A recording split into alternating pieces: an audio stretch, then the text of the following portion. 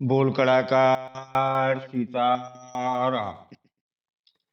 हमारे भारत की सनातन संस्कृति में बहुत आदिकाल से खान पीन, पहनना, आचार विचार पर विशेष ध्यान दिया गया है। पहले हमारे यहाँ दो ही वस्त्र पहने जाते थे, अधो वस्त्र और उत्तरीय वस्त्र, दोनों बिना सिले। और स्त्रियों में भी दो ही वस्त्र, साड़ी और ओढ़नी। आज भी ये परंपरा हमारे यहाँ मिलती है।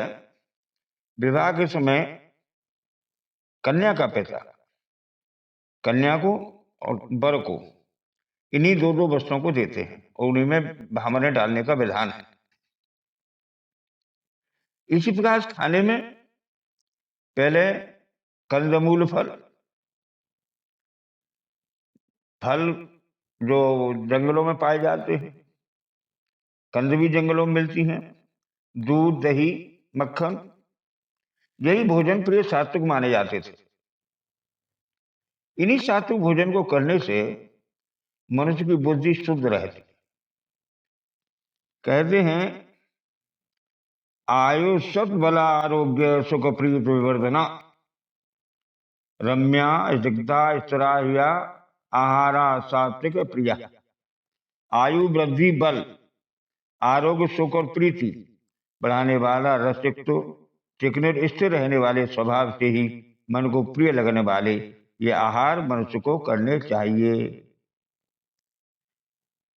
जैसा अन्य मनुष्य खाता है वैसी उसकी बुद्धि बन जाती है। राजस और तामस अन्न खाने का पहले से निषेध माना गया है। आहार शुद्धौ सत्व शुद्धौ, सत्व शुद्धौ ध्रुवा स्मृति स्मृति लब्धे सर्वग्रंथी नाम विप्रमोक्षय। आहार शुद्धि होने पर अंतःकरण की शुद्धि होती है और अंतःकरण की शुद्धि होने से निश्चल निश्चल स्मृति होती है और इस स्मृति के प्राप्त होने पर मनुष्य ग्रंथियों से निवृत्ति हो जाती है। इस प्रकार श्रुति, स्मृति, इतिहास, पुराणों में मानव चरित्र निर्माण के हेतुभूत आदर्शों का बहुत विस्तार विस्तार से वर्णन किया गया है। मनुष्य को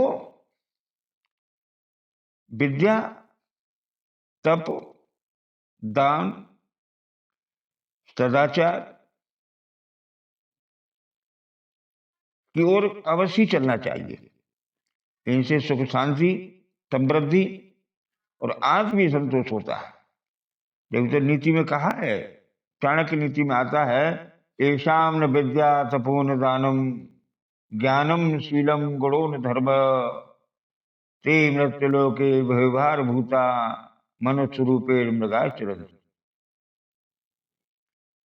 जिनमें न विद्या है, न तप है, न दान की प्रवृत्ति है, न सदाचार से रहते हैं, ये गुण नहीं है, न ही कोई धर्म है, ऐसे मनुष्य पृथ्वी पर पशु के समान ही घूमते हैं।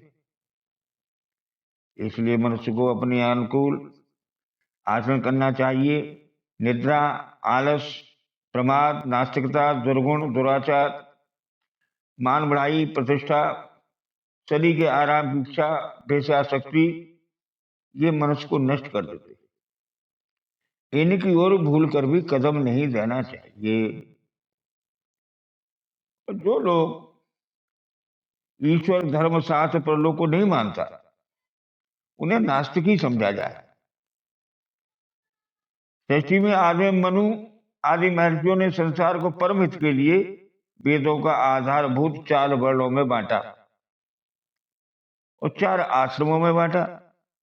अपने अपने वर्ण, अपने अपने आश्रम के अनुसार यह जीवन यापन किया जाए तो ये संसार भली भांति चांदनी की छाया की तरह, जैसे चारों खंभे चांदनी को टांगे रहते हैं और छाया में रहने वाले लोग बड़े प्रसन्न रहते हैं, उसी प्रकार से अपने अपने धर्मानुसार आचरण करने पर यह संसार सुखी और लाभ को प्राप्त होगा। इसमें कोई भी चांदनी के नीचे का बांस टेढ़ा, कमजोर, छोटा या बड़ा हुआ तो चांदनी फिर ढंग से नहीं टंग पाती। इसी प्रकार से हमें चार वर्णों को समान रूप से रहकर एक दूसरे के साथ प्रेम और संभाव के साथ रहकर इस संसार को आगे बढ़ाना है, तभी हमारा देश अग्रसर होगा। पुण्य आत्माएं जहाँ होती हैं वहीं स्वर्ग है। बोल कड़ाकर सीता राम।